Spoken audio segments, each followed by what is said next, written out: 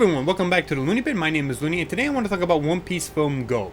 Now, I'm not going to talk about like my opinion of the film at all because it's a movie that came out 8 years ago, so I'm not going to go or dive too deep in my an opinion about the movie. I enjoyed it because it reminded me of like a really small One Piece arc that was just condensed into a film because it literally represents almost everything a One Piece arc is. They go to an island. They meet baddie. They get into some sort of conflict with the baddie.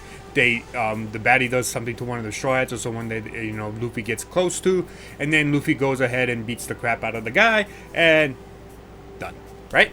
That's usually how like One Piece arcs technically go. Although there's more nuance in like a lot of the actual arcs that happen in the manga. But as I said, Film Gold is like an abbreviated version of that. But there is a neat little trivia. There's a neat little thing that happened during the production of Film Gold that I found interesting and I thought would be nice to delve into because I don't believe a lot of people know about this, right? And it's a really cool fact. It's a really cool, interesting fact that actually has Oda's involvement. And a lot of people don't know that Oda did and was involved in sort of the creative process at Film Gold far beyond what he usually did with Film Z. Not as much as Strong World at all, but he did have a hand in essentially something that happened in Film Gold. So, to give you a backstory of Film Gold and the production of Film Gold came out in 2016. During that time, Miyamoto, the director of Film Gold, if I'm not mistaken, Miyamoto, yes, created 300 pages of storyboard for Film Gold to essentially, pitch to not only Toei, but to Oda himself, right?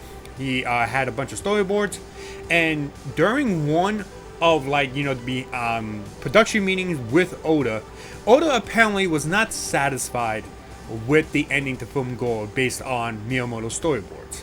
I'm sure this shook Miyamoto very much, but according to Miyamoto himself, he said that Oda gave back his idea, his revisions of essentially the last 10 minutes. And according to Miyamoto himself, apparently they were about 30 pages long, which is a lot, compared to it's not a lot compared to 300, but like 30 pages of storyboard equals to about 2 to 3 TV episodes, which is a lot when you really think about it, especially with all the time Oda spends on his manga, right? It's a lot. So he took the time to actually create these storyboards for the ending. Now, where does his storyboards begin? According to the storyboards themselves, which I will show you now, which were provided by the user Ashitano Gen, these storyboards were essentially showcased at an event for Film Gold. I think it was like a couple months after Film Gold premiered, where they showcased the actual storyboards Oda presented to the Film Gold staff about what he wanted or his idea of what the ending should have been like for Film Gold. And they went along with it. They took what he gave them. They cut it down by a lot because 30 pages was not going to equal to 10 minutes. Like 2 to 3 episodes, that's like almost 40 minutes, 60 minutes of actual animation.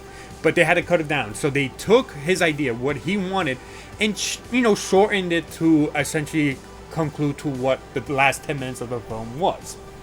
And it all began when Tesoro grabs Nami.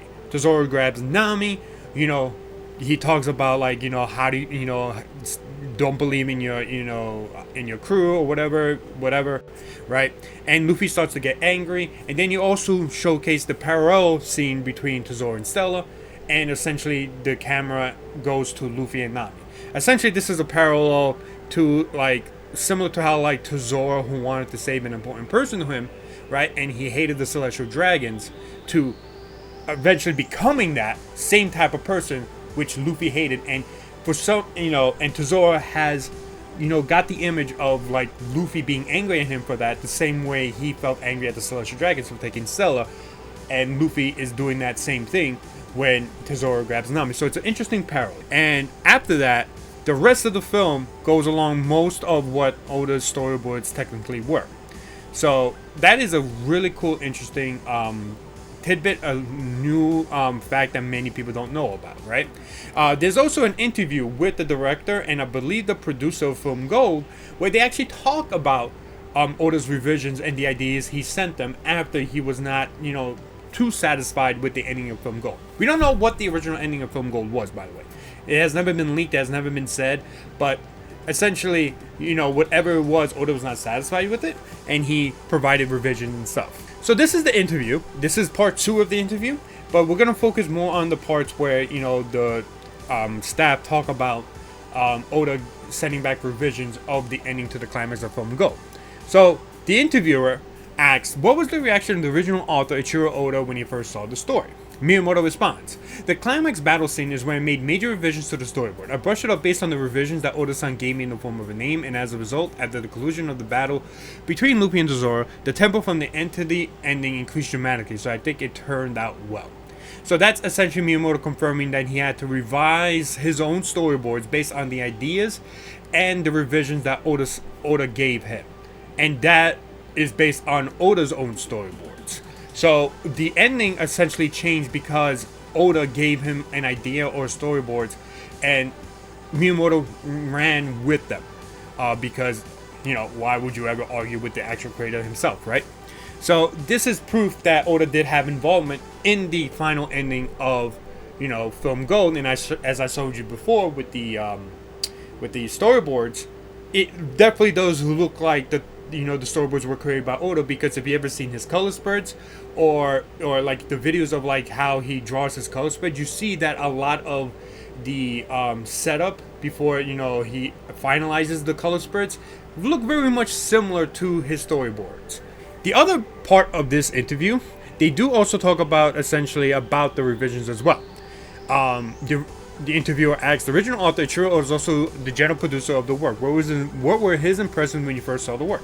Sakurada, which I believe is the producer of the film, there's something called Zero Number Preview, where everyone watches the completed work from beginning to end. The director and I sat on either side of Oda and watched the movie, and we were nervous throughout the screening. After the screening ended, a light suddenly came on in the auditorium. Oda didn't stand up from his seat. That would terrify me as well, trust me. Then he slowly stood up and shook hands with the director. At that moment, I felt really relieved. After that, I remember clearly the revisions we made for the final version in another room and the contents of our conversation, but I still can't remember what Oda said to me personally at the time. I guess I was too nervous. Haha. Miyamoto responds, I remember. He said it was interesting.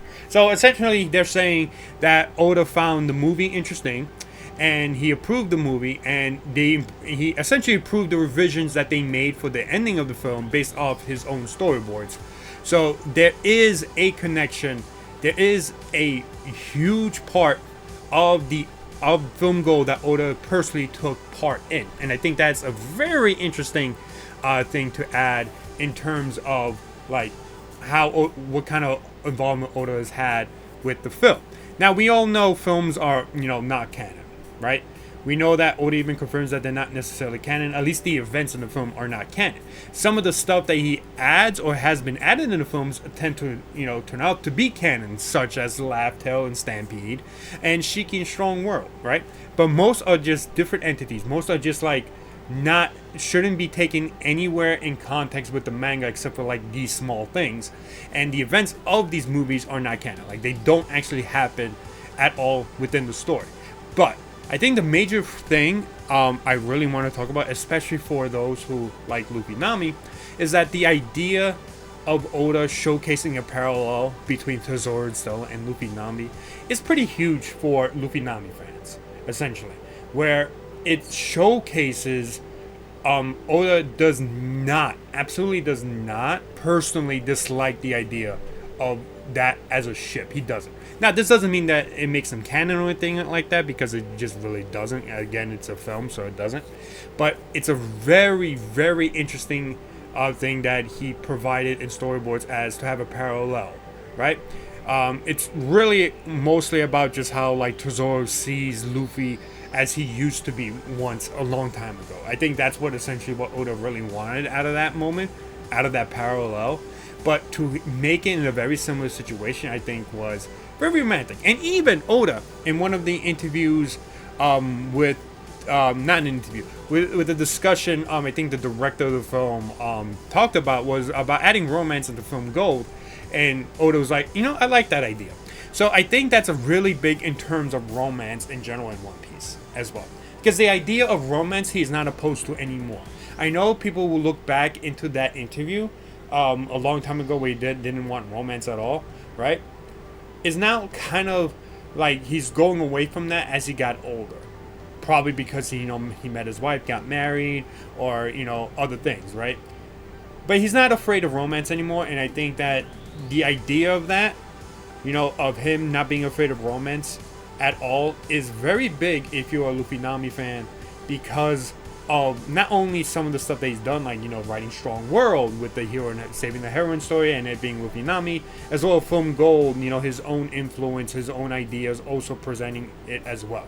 Again, it doesn't mean that they're canon. It doesn't mean anything beyond that. The idea is there, and that's where I think myself and most other Luffy Nami shippers are going for, where we like that he has the idea, the thought of these two being somewhat connected romantically. Now, it doesn't mean that they will be. It doesn't mean that the end of the manga, Luffy and Nami will be together, that will be canon. It doesn't mean any of that. It just means that the idea is there. And it's a really interesting, little factoid from Film Gold, I think, supports the idea that he's not necessarily opposed to that idea of like a romantic interest between these two characters. So that's really what it means in terms of the shipping side. But overall, it just showcases that Film Gold was something that Oda has had a part in, and that's part of what I wanted to showcase in this video. So hopefully you enjoyed this video. Thank you so much for watching. Hopefully you like this little factoid. Let me know if this is the first time you're ever hearing it. I love reading comments, so definitely let me know, and subscribe to the channel if you want to see me more talk about like stuff in One Piece. So thank you so much. Have a great rest of your day, and I'll see you guys next time. Bye bye.